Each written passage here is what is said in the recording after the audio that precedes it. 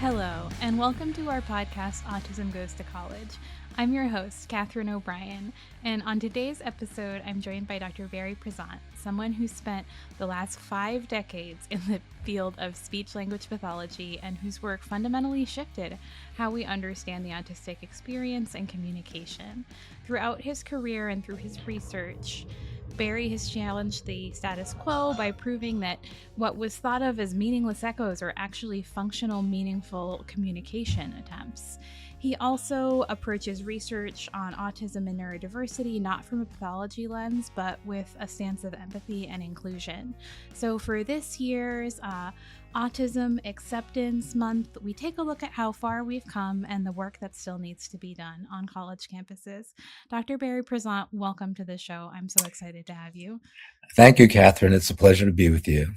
So, just so our listeners have a little bit of information, can you walk me through that really impactful early finding about your research on those echoes that were thought about as meaningless, aka echolalia, and how it relates to communication and information processing, like what you actually found? I think starting with my background a little bit might be helpful. Undergraduate, I was a psycholinguistics major. So my focus was on understanding the relationship between thought and language, and all the ways that we express language through speech and so forth. Then went on for my degree in speech and language pathology. And during my doctoral program in communication disorders, I got a job at Buffalo Children's Hospital in a program for young autistic children. And it just so happened that all of those children repeated speech a great deal, which is known as echolalia. And the two most acknowledged forms are immediate echolalia, where a child repeats, in many cases, very faithfully what had been said to him or her. And then delayed echolalia, which is also known as scripting, repeating something that had been heard in the past. And at the time, of course, I was reading the literature, being a doctoral student, and also looking for uh, a thesis topic. And I was noticing at the time that much of the literature was referring to echolalia. The great majority of it was referring to echolalia as meaningless parroting and psychotic speech. And with my training, that interpreted as, well, there's no communicative intent behind it, and there's only one thing called echolalia. Fast forward, I refer to that now these days as pathologizing a behavior that people didn't understand. So I, with the aid actually of a federal grant for my doctoral dissertation from the old Bureau of Education for the Handicapped, I was able to acquire video equipment and all that I needed. And I followed 4 children over a year, videotaped them at home, videotaped them at school, in group interactions, in one-to-one interactions. It was the early days of video analysis of the behavior of young children. And with my, if you could say, emerging expertise in analyzing communication, we looked at gestures, we looked at a child's body language, we looked at, of course, their speech, and we found that echolalia very often not only was produced with purpose and communicative intent, but that served a variety of functions.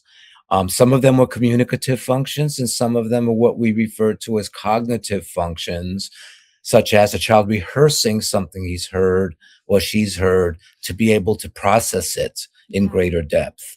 And yeah. since that time, we've also written about the emotional regulatory functions of echolalia, where a child might say something like to themselves, "Don't worry, it's okay, everything's okay," because somebody had said that to them when they were feeling anxious, upset, confused. Um, and the study, our original study in various versions, has been replicated. And for me, it was the beginning of many, many efforts going forward to try to look at what young autistic and eventually all autistic and neurodivergent people do, and how often, unfortunately, it's been looked at through the lens of pathology rather than what Yeah. purpose does this serve for this person. Absolutely. And based on all of that knowledge and expertise you have as one of the experts, What do you see as the biggest communication hurdles that autistic and neurodivergent students are facing in these academic spaces where they may have to be their own interlocutor or self advocate with experts? Yeah, I think one of the biggest hurdles, it goes back to the people around them, whether they be instructors or, uh, for individuals who live in a dorm, maybe, people who are responsible for their health and welfare in that situation. Um, and I would say this goes across the board, and that is the impact of emotional regulation and challenges to emotional regulation. Hmm. That first of all, it impacts so many. It impacts academic performance, learning in a lecture hall. It impacts the ability to communicate. It impacts the ability to self-advocate and say to a college professor, it's more helpful maybe if I sit in a certain place in the classroom, or is it okay if I review some things, that are a little bit difficult for me to understand, or even saying to a professor, you use a lot of non-literal language, sometimes that throws me off a little bit. Uh, Yeah.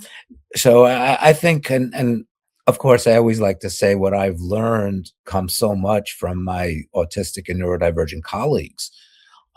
So one of those colleagues, Michael John Carley, um, he has actually said in these very words, for him now in his life, and Michael's in his late 40s, early 50s now, he says emotional regulation is everything, Hmm. you know? And I Yes. believe that goes for, I'm very involved in the non-speaking community now.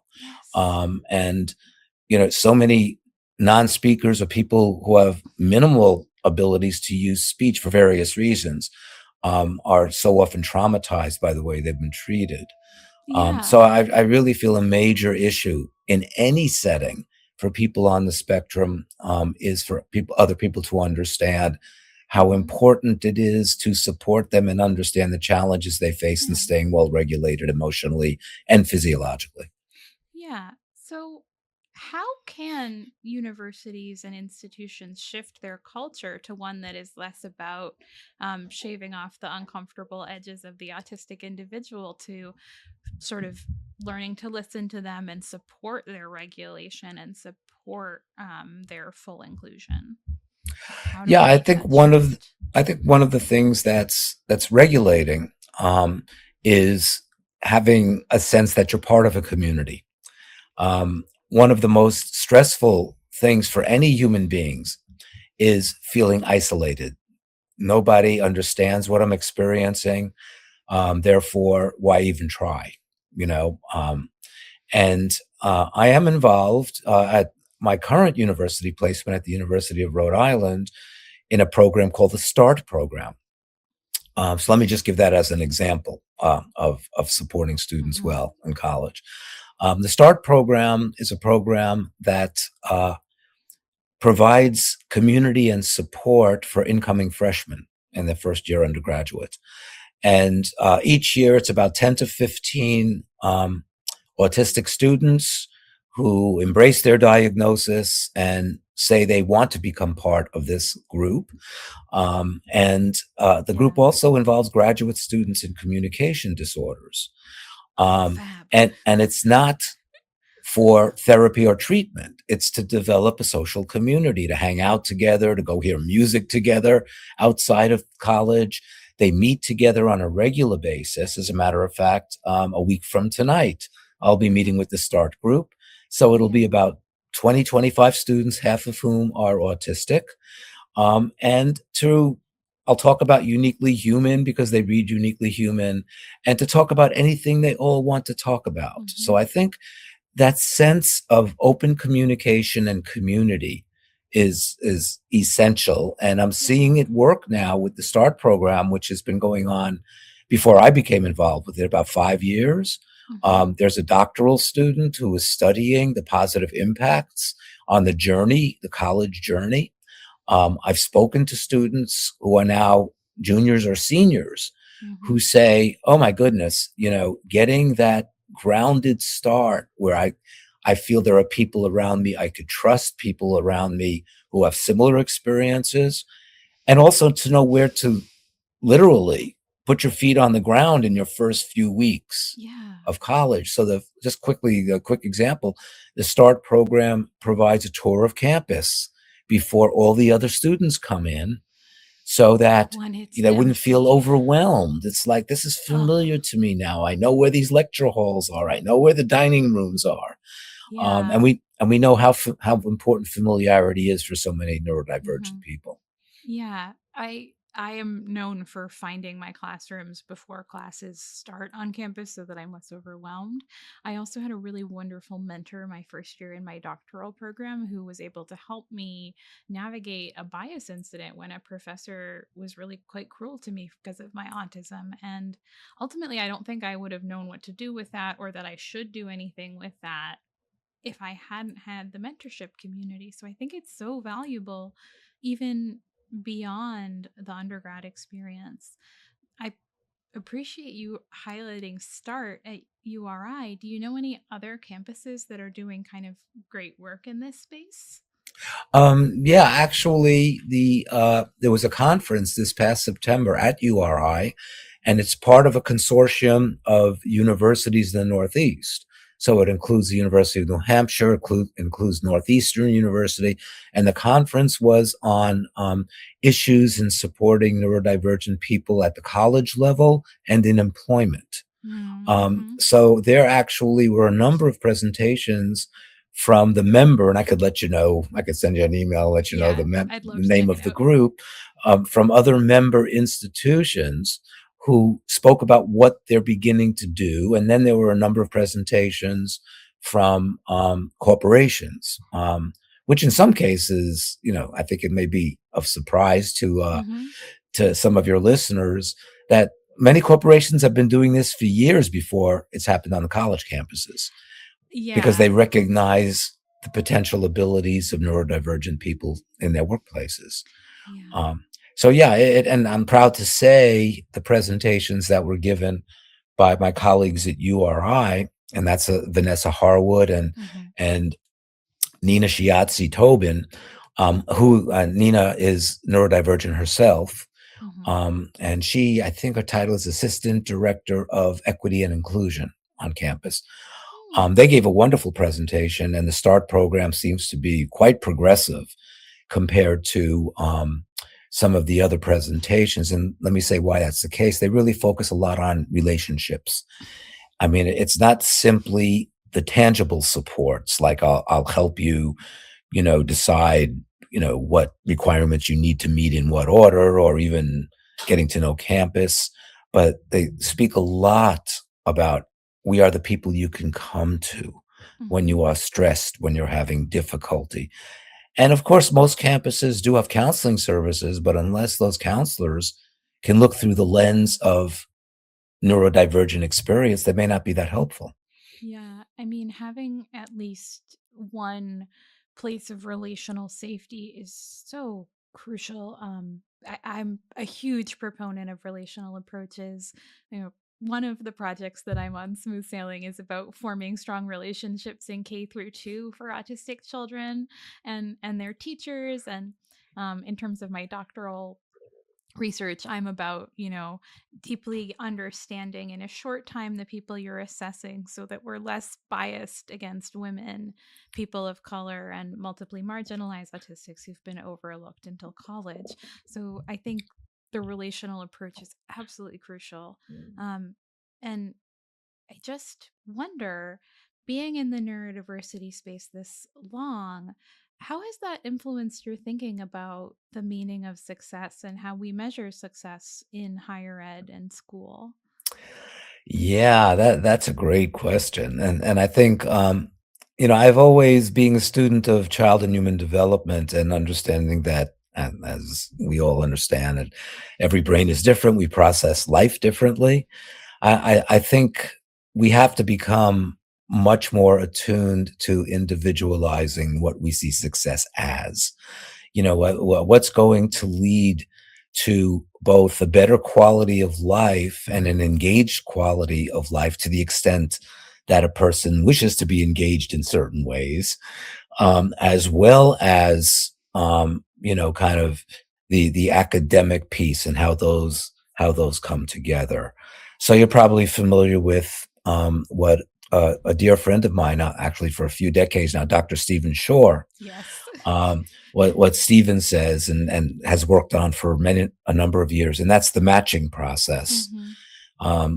How can we help neurodivergent people to not only understand their talents and their strengths or potential strengths, but how can we help them, everything from choosing the right college or university to go to then specialize in what they're doing, and where it really will not only provide the motivation, but is a good match for their brains and their neurology. I mean, that's so Yeah. important. I think that goes for everybody to some extent, but I think especially because neurodivergent and autistic people are so misunderstood, it's especially crucial. Yeah, I think we're peculiarly sensitive to a mismatch too, just in terms of dysregulation and becoming traumatized in certain regards. Yeah, yeah. I was going to say when you mentioned traumatized, I want to bring up a situation that was a traumatic situation to a person, but also is a very sad story. I was asked about a year ago to speak to a number of faculty at a university in Louisiana because a young autistic person died by suicide, took his Oh, life. how awful. And it happened because of a misunderstanding that he had, where it ended up that his instructor during a testing session thought he was cheating and then asked him to leave the class and said, I'll see you next year, meaning that you failed the class, you're going to take it over again. Mm, And it was an absolutely traumatic experience. Now, kudos to the university in that they immediately saw the need for somebody to speak to the faculty. They did a reading of Uniquely Human.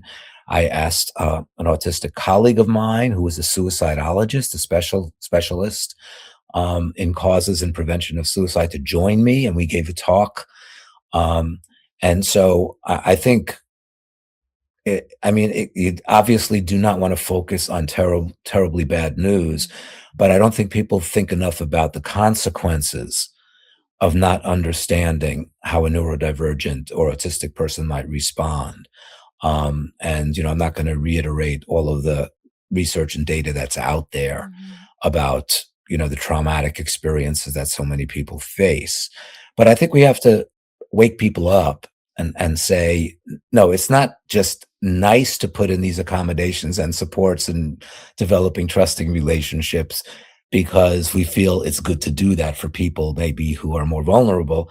There could be extremely, extremely negative consequences if we don't. Yeah. Um, One thing that uh, I've cited in my dissertation review is that if autistic suicidality were properly addressed according to a global disease burden review by Santamaro et al., this is the doctoral student in me, overall suicide disease burden mortality, so death by suicide, would be reduced by 2% globally, which is Well, a big percentage given how small the autistic community is. And so autistic college students are at increased risk of the worst outcomes, not to dwell in the bad. So perhaps when you're working with college faculty or communities, how do you explain autistic communication and kind of break it down for people that are not used to listening to autistic people and understanding what we might be saying? yeah, I think some of this information is fairly well known. I had alluded to one previously when I said that understand that for many autistic people, not saying all, but for many autistic people, non-literal language, especially use of sarcasm and cynicism, can be confused, could be very, very confusing. Even though I don't know if you watch The Pit, but Dr. Mel King, the autistic doctor, second Mel year is a residence. master of sarcasm, but Oh, I yeah. don't think her sister Becca would be. And I love it because they show how she's learning. That people will say something that's non-literal, and she go, "Now that's a joke, right? Okay, I think I'm getting that now." But there's that process of that. But I think that's certainly the case. I think on kind of the way an autistic student might express themselves. I think it's important for faculty to understand that sometimes you're getting information a little bit more directly, or you're getting opinions. And that's it gets back to the pathologizing. Is it rude or is it honesty? It's like, um, and just understand. And I'm very interested and have been, especially with my linguistics background, in how culture affects communication. And the fact that, and something that Catherine, that there's a lot of discussions now about communication patterns in autism very often are a reflection of an autistic culture. Hmm. And it's not the case that it is just or should not be looked at through what I refer to as a deficit checklist. Yeah. Oh, this person isn't polite enough, or this person is too direct, or this person doesn't adjust their Yeah. communication according to neurotypical standards. Yeah. I'm using grounded theory coding for interviews with other autistic adults to try to understand some of the aspects of autistic community that they experience in relationship with each other. That's like the other part of my dissertation, besides making the ADOS a little bit less ADOS-y. Yep, um, yeah, yeah. yeah. And in terms of parents of either college students or younger children who might be aspiring to go to college one day, how do they talk to their child about advocating for their self, and also how do they understand and respect their child's unique communication? Yeah. Well, let me just defer to somebody with some expertise in this area. I think, as you may know, I've been doing a podcast with Dave Finch, who is Yes, autistic adult. uh, and it's So called mad. Uniquely Human. And we had many guests actually that spoke on issues that have already come up on our discussion right here. Hmm. One is Eric Enlich. Um, Yes. Oh, uh, personal friend of mine too, supporter of smooth sailing. Yes. There you go. So you Eric can Enlich is explain you can great. explain what he does to help out families and to help out Yes. neurodivergent Yes. students. Top Yeah, college consulting. He has a business that is totally geared to matching the neurodivergent student to the right school for them. Um, because it's not just about the rankings, that's it's right. about the match. But yeah, I A- listen to Uniquely Human regularly. yeah, and so I think we do have to understand, with this awakening of knowledge, of understanding the neurodivergent experience. Um, People don't have to feel they have to reinvent the wheel. So I was going to give a plug to two of my colleagues, to Vanessa and Nina, because we interviewed them about the University of Rhode Island START program, and that's one of our podcasts.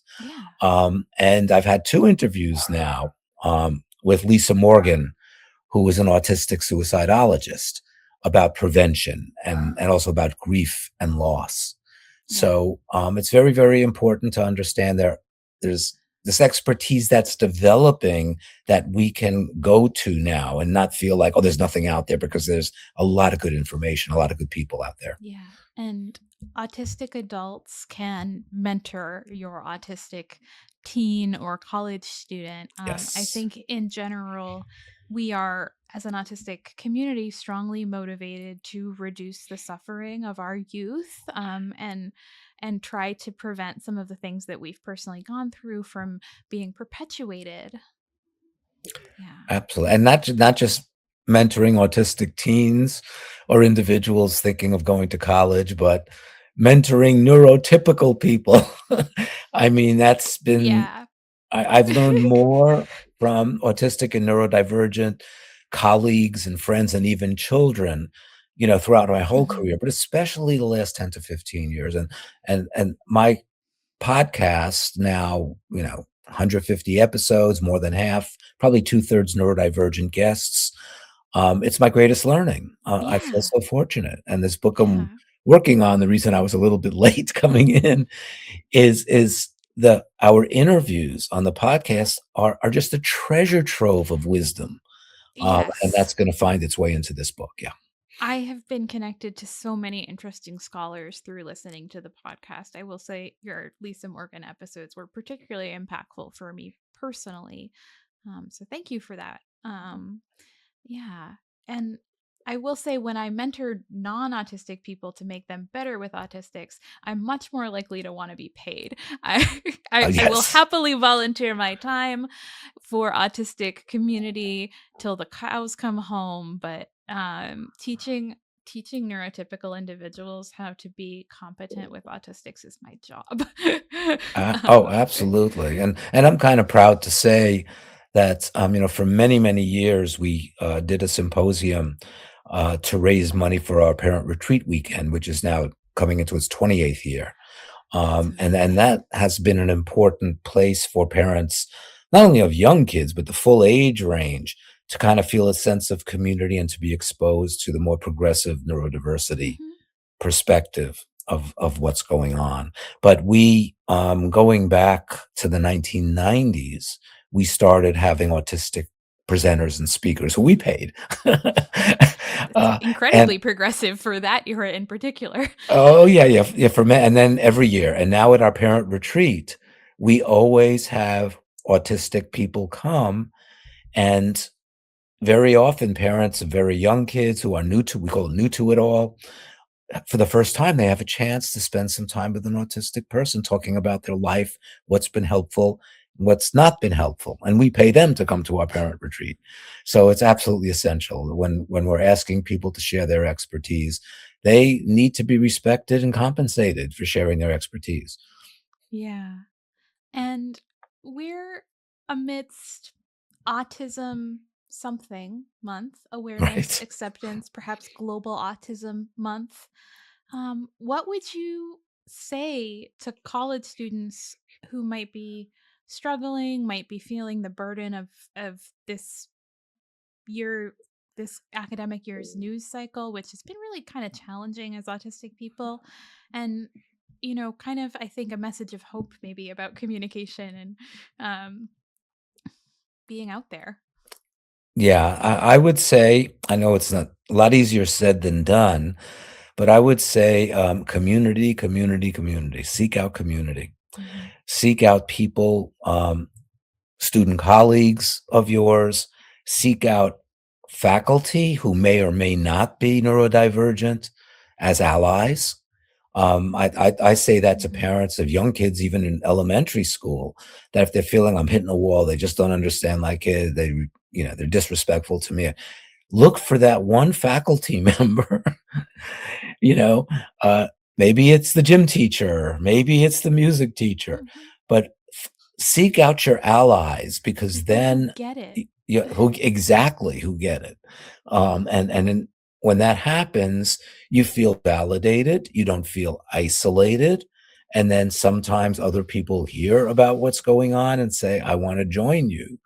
I mean, it might be other faculty members who have neurodivergent family members, children, it's just so important to seek out community. Mhm. And I think probably the one of the most welcoming communities is neurodivergent and autistic people. The second edition of my book, Uniquely Human, and actually ends with comments from my friend Dina Gassner, who is a PhD uh, not psychologist, she is a social worker, Mhm. and she ends our book by saying, "We are here for you. Please contact us. Please join us." And the old adage that there's power in numbers. That's when changes happen. Oh, Yeah. Um, yes. And we've had on this podcast college professors who are neurodivergent or who are doing the work to educate in the neurodiversity space. Uh, Sasha Zedek and Yasmin Bulurian created NeuroPrep, and that we talked to some folks at CSU Fullerton who have taken it. So definitely check out the ample back catalogs of both Uniquely Human, the Yeah. podcast, and Autism Goes to College for resources on these matters. Yes. Dr. Barry Prizant, I'm so excited to hear that you have another book coming. And again, thank you so much for coming on our podcast and for having this conversation with me. It's been so illuminating. Katharine, it's been an absolute pleasure. And again, a learning experience for me when I hear from you with your expertise of, what are the questions you feel that would be useful for your audience to hear us address. So thank you. Yeah.